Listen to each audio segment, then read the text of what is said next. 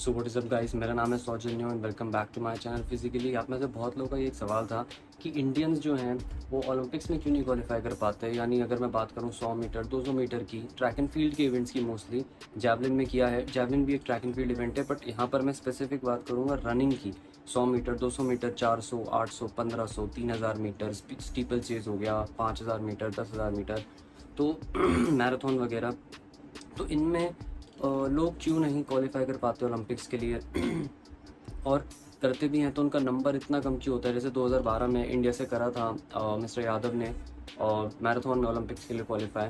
But अगर मैं बात करूं 100 200 400 मीटर्स की, तो I don't think Milkha Singh ji के बाद, रिस्पेक्टेड श्री मिल्खा सिंह जी के बाद किसी और ने भी किया है। क्योंकि मैंने जितना रिसर्च करा मुझे तो कोई नाम नहीं मिला। धर्मवीर सिंह जी ने 200 मीटर में क्वालिफाई ऑलमोस्ट कर गए थे रियो में, बट देन उनका डोपिंग टेस्ट हुआ और वो डोपिंग टेस्ट में फेल हो गए।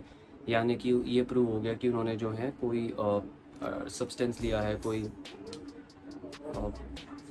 स्टेरॉयड लिया है बेसिकली, और इसकी वजह से वो जो है बैन हो गए 2016 के रियो ओलंपिक्स में से। नहीं तो वो 200 मीटर में ऑलमोस्ट हो ही गए थे सिलेक्ट। बट अगर मैं वैसे देखूं तो 100 200 मीटर 400 मीटर 800 मीटर में कोई भी क्वालिफाई नहीं कर पाया।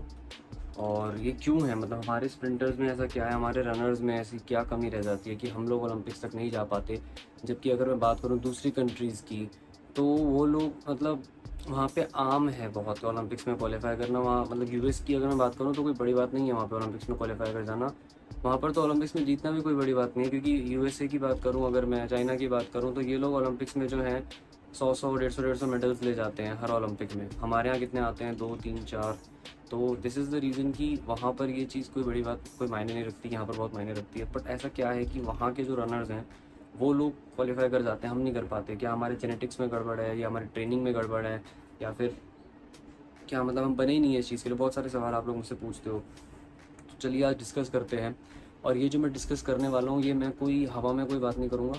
मैंने बहुत क्वालिफाइड इसी फील्ड में लोगों से पॉडकास्ट करा है, जैसे कि Chicago hall of fame coach Tony Holler हो गए, खुद ओलंपिक मेडलिस्ट एरन ब्राउन हो गए, आपके कैलिफोर्निया लैब्स के जो ओनर हैं उनके साथ भी मेरी बात हुई थी।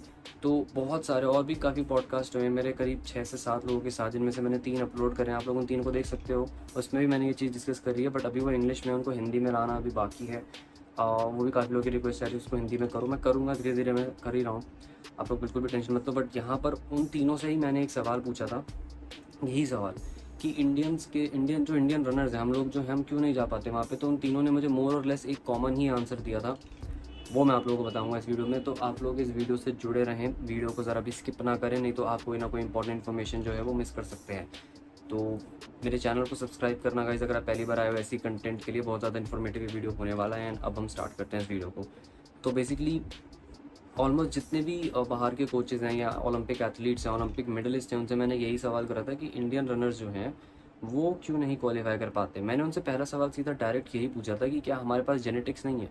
तो उसका उन्होंने मुझे ये जवाब दिया कि ऐसा ही बात नहीं है। उन्होंने मुझे कहा कि देखो, ऐसी बात नहीं है कि तुम्हारे पास जेनेटिक्स नहीं है, इट्स नॉट अबाउट जेनेटिक्स। उन्होंने मुझे क्लियर कहा कि इंडिया में जो है ट्रेनिंग और राइट ट्रेनिंग की बहुत कमी है।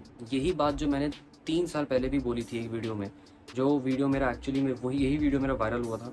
और इस वीडियो में भी मैंने यही बात करी थी 3 साल पहले, जब मैं बहुत छोटा था। मुझे तब से ही पता था, क्योंकि मैंने मल्टीपल कोचेस के साथ काम करा है। मैं किसी कोच को बुरा नहीं कहता या अच्छा नहीं कहता, पर मैं इतना ज़रूर जानता हूँ कि जब मैं बाहर के ट्रेनिंग पैटर्न्स, उनका रूटीन, उनका जो प्लान है देखता हूँ, वो यहाँ से बहुत ज़मीन और आसमान का फ़र्क होता है। तो मेरे को तभी समझ आ गया था कि नहीं, यहाँ पर जो ट्रेनिंग में है कि मेथड्स हैं वो सही नहीं है। और यही चीज़ मुझे सारे बाहर के कोचेज़ और ओलंपिक मेडलिस्ट ने कंफर्म करी। उन्होंने यही कहा कि आपकी कंट्री में जेनेटिक्स की कोई कमी नहीं है, आपकी कंट्री में कमी है राइट ट्रेनिंग की। क्योंकि जेनेटिक ऐसा नहीं हो सकता कि हम 150 करोड़ लोगों में से एक भी ऐसा बंदा पैदा नहीं हुआ जो 100 मीटर भाग सके 9 सेकंड में। 150 करोड़ लोग गाइस, हम 150 से ज़्यादा हो गए अब तो। आई बिलीव ऑलमोस्ट, मतलब बहुत ज़्यादा है। हम तो वर्ल्ड की अब नंबर 1 पे आ गए हैं पॉपुलेशन में। तो पूरी दुनिया में सबसे ज़्यादा पॉपुलेशन हमारी कंट्री में है। और हमारी कंट्री में ही ऐसा है कि भाई एक भी बंदा नहीं जा पाया। इसलिए नहीं कि हमारे पास जेनेटिक्स नहीं है, इसलिए क्योंकि हमारी कंट्री में राइट ट्रेनिंग की कमी है। अब आप में से बहुत लोग बोलोगे भाई तू ऐसे कैसे कह सकता है, तो हमारे कोच को गलत बोल रहा है। मैंने नहीं, मैं आपके कोच को गलत नहीं बोल रहा, गलती उनकी भी नहीं है। देखो, जो बुक्स यहाँ अवेलेबल हैं उनमें और जो बुक्स बाहर अवेलेबल है उनमें फ़र्क है। अब यहाँ जो कोच हैं वो यूजुअली वही बुक पढ़ेंगे ना जो अवेलेबल होगी यहाँ की लाइब्रेरीज़ में, है ना, यहाँ के आर्काइव्स में।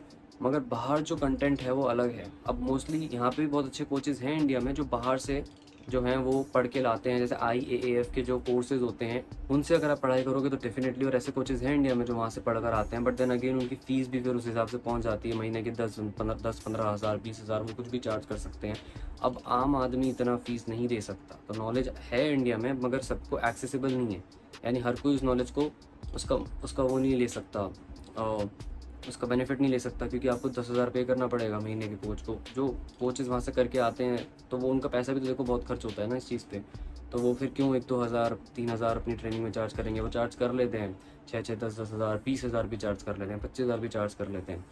तो अगर आप लोग नीरज चोपड़ा जो हैं उनके कोच की अगर फ़ीस देखेंगे, मैं नहीं बताऊँगा, आप खुद गूगल करना तो आपको अंदाज़ा हो जाएगा कि ये कोच कितना चार्ज कर सकता है अगर उस लेवल तक आपको पहुंचाना है तो। बट उसकी कोई टेंशन नहीं है। देखो, अगर आप पहले खुद को एक बार प्रूव करो, स्टेट या नेशनल जीत करो। स्टेट और नेशनल जीतने के लिए भी एक्चुअली प्रॉपर ट्रेनिंग की ज़रूरत है। ऐसा नहीं है कि स्टेट और नेशनल भी आप हवा में ही जीत जाओगे, ऐसा बिल्कुल भी नहीं है। हाँ, कुछ लोग होते हैं जो बहुत ही ज़्यादा तेज़ होते हैं तो वो गलत टेक्निक के साथ भी स्टेट और नेशनल जीत जाते हैं, मगर वो बहुत रेयर होते हैं। हम बात कर रहे हैं यहाँ सारे ही लोगों की, हर इंसान की बात हो रही है। मैंने एक चीज़ और पूछी थी, हाँ, उन सबसे जिनसे मैंने पॉडकास्ट करा था, मैंने उनसे कहा था कि क्या हर इंसान 100 मीटर भाग सकता है 10 सेकंड में? क्योंकि इंडिया में 10 सेकंड में 100 मीटर भागना बहुत बड़ी बात कंसिडर करी जाती है। उन्होंने कहा कि बिल्कुल भाग सकता है। मैंने ये नहीं पूछा था हर एथलीट, मैंने पूछा था हर कॉमन इंसान भी भाग सकता है। तो उनमें से 2 आउट ऑफ 3 और 2 आउट ऑफ 3 में से जो कोचेस थे उन्होंने कहा था कि हाँ, कोई भी नॉर्मल इंसान 100 मीटर भाग सकता है 10 सेकेंड्स में। और अगर मैं आप लोगों को बताऊं, ये एक बहुत बड़ी बात है। इसका मतलब ये है कि कोई अगर रनर नहीं भी है, क्योंकि उन्होंने कहा कि 100 मीटर, देखो 10 सेकंड्स का मतलब ये नहीं होता कि 10-1 ही भागना, 10-9 भी भागा जा सकता है।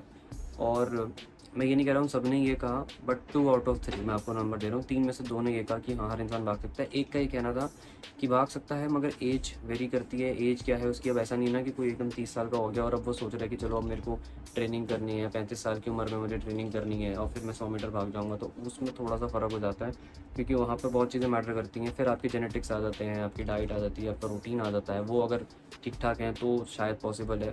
नहीं तो अगर आप एक यंग एज से ही स्टार्ट करो, 15, 16, 17, 20, 21, 22 की एज से, ये एज इतनी कोई ज़्यादा नहीं है। इवन 23, 24 की एज भी ज़्यादा नहीं है। यहाँ से भी अगर आप स्टार्ट करते हो तो भी एक बहुत अच्छी पॉसिबिलिटी है कि हाँ, आप एक अच्छे लेवल पे जा सकते हो। मैंने ऐसे एक वीडियो पहले भी बनाया जिसमें मैंने बताया था कि एक ऐसे एथलीट थे जिन्होंने बहुत लेट अपना रनिंग करियर स्टार्ट करा था, ऑलमोस्ट 24-23 की एज में, बट स्टिल वो आगे एशियन चैम्पियनशिप्स तक गए और उन्होंने वहाँ पर गोल्ड भी जीता। आप लोग वो वीडियो भी ज़रूर देखना, नहीं तो मैं फिर से ऐसी बहुत सारी केस स्टडीज़ आपके लिए बना दूंगा, आपके लिए ला के आपको बता दूंगा।